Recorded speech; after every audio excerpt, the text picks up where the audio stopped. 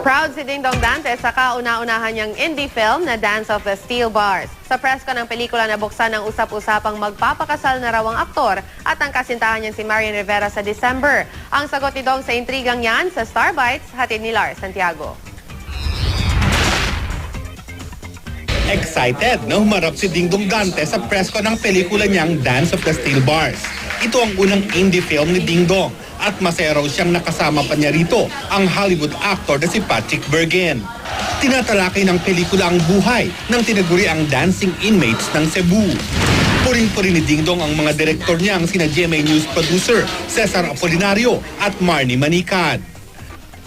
It is something unique para sa akin and something na hindi ko pa nagagawa. Because yung role ko medyo ano rin siya dito eh.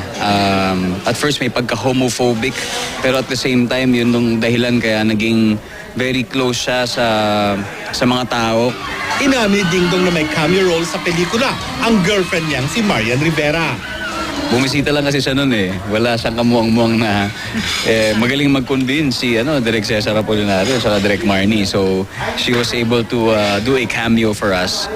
Patuloy naman ang pag-iingay ng balitang plano ng magpakasal ni Dingdong at Marian sa darating na Disyembre.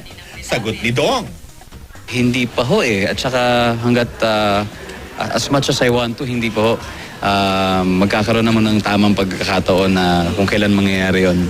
And if ever that happens, it will come from me, diba? At saka sa akin magagaling po yung confirmation. Lars Santiago,